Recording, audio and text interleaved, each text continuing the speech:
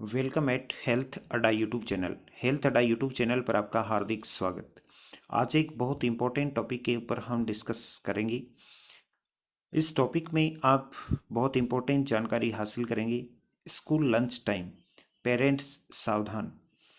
School में जो आपके बच्चे टिफ़िन लेके जाते हैं, वहाँ पर वो बच्चे किस प्रकार से खाना खाते हैं, किस प्रकार से टिफ़िन को लेकर भेदभाव वहाँ पर होता है। कंप्लीट पूरी डिटेल से आज के इस टॉपिक में हम डिस्कस करने वाले हैं। बच्चे बिना खाए शर्म से परेशान हो जाते हैं। क्या आपने भी अपने बच्चे को टिफ़िन में भोजन दिया है? स्कूल में टिफ़िन लेके गया है बच्चा, लेकिन जब स्कूल से जब शाम को घर वापस आता है तो आपने देखा कि टिफ़िन में भोजन जो आपने बच्चे को डाल के दिया था वही भोजन वापस बच्चा लेके आ गया है।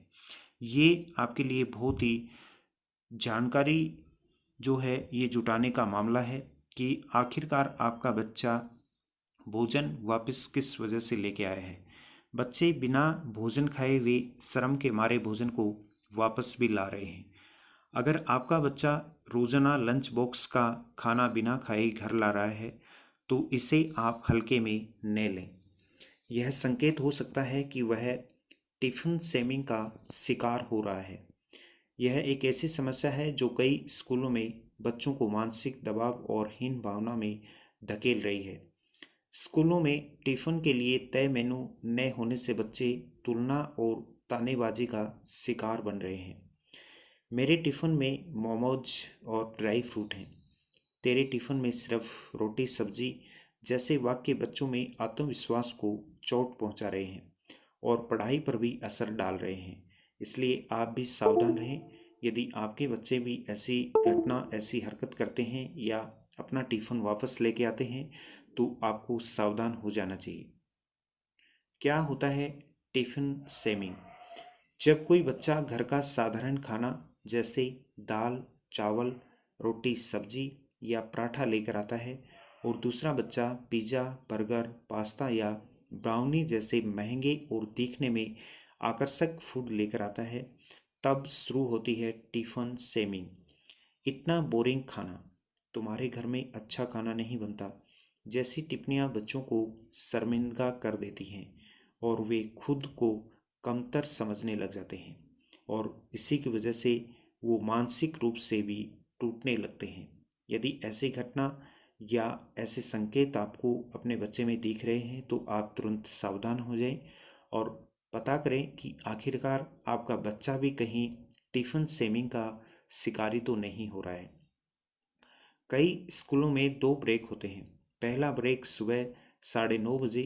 इसमें कुछ बच्चे ड्राई फ्रूट सलाद मूंग मोठ या चना लाते हैं तो कुछ भी नहीं लाते।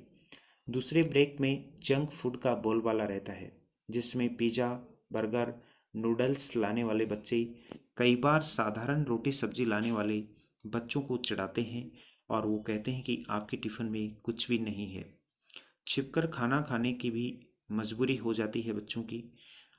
बच्चे अकेले बैठकर या छिपकर लंच करने लगते हैं, स्कूल जाने से कतराने लगते हैं। आत्मविश्वास और सामाजिक जुड़ाव पर नकारात्मक असर पड़ता है। खाने को लेकर हीन भावना बच्चों में डेवलप हो जाती है और बच्चा अपने आप को हीन समझने लगता है। नेगेटिविटी बच्चे को घेर लेती है। बच्चों के आत्मविश्वास पर चोट भी लगती है। टिफिन शेमिंग बच्चों के आत्मविश्वास और सामाजिक कौशल को गहरा नुकसान पहुंचाती है। वो खुद को अलग थलग महसूस करने लगते हैं जो पढ़ाई और व्यक्तित्व विकास पर असर डालता है। हमारे केस बहुत सारे सामने ऐसे केस आए हैं जिनसे बच्चा बहुत ही हीन भावना का शिकारी हो जाता है। अभिभावकों और शिक्षकों की क्या जिम्मेदारी होनी चाहिए? यदि आप एक पेरेंट्स हैं या फिर आप कोई स्कूल में टीचर या आप स्कूल के प्रबंधक हैं तो आपके लिए ये जानना बहुत ज़रूरी है कि क्यों आखिरकार बच्चे टिफ़िन शेमिंग के शिकारी हो रहे हैं। सोशल मीडिया और माहौल से बच्चे ब्रांड वैल्यू की सोच लेकर आते हैं जिससे साधारण भोजन को नीचा समझा जाता है। समाधान यह है कि अभिभावक और शिक्षक मिलकर बच्चों को समानता और विविधता में एकता का पाठ पढ़ाएं और बच्चों में आपस में एक सामंजस्य से बैठाने की कोशिश करें कि हर बच्चे अपना भोजन, अपना टिफ़िन जो है, ये टिफ़िन सेविंग की प्रॉब्लम क्रिएट ना करें और आपस में मिल बैठ कर खाएं। हो सकता है कि कोई बच्चा दाल रोटी लेके आ सकता है या कोई बच्चा पिज़्ज़ा बर्गर लेके आ सकता है। एक पेरेंट्स और एक स्कूल प्रबंधक या स्कूल टीचर की दायित्व के रूप में आपका कर्तव्य बनता है कि आप बच्चों को हमेशा हेल्दी भोजन के लिए आप मोटिवेट करें और बच्चों को हमेशा टिफ़िन में वही चीज़ लाने के लिए प्रेरित करें जिससे उनके स्वास्थ्य में अच्छा फ़ायदा हो और जो भोजन जो है वो पौष्टिक हो।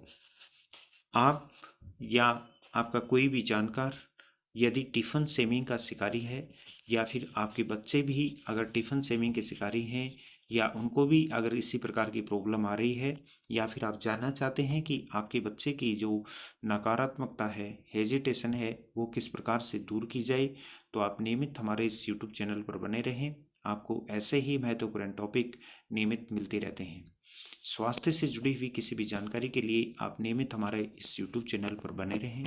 आपके और आपके परिवार के उज्जवल भविष्य की शुभकामनाओं के साथ आपका स्वास्थ्य स्वस्थ हो, आपका घर परिवार खुशहाल हो।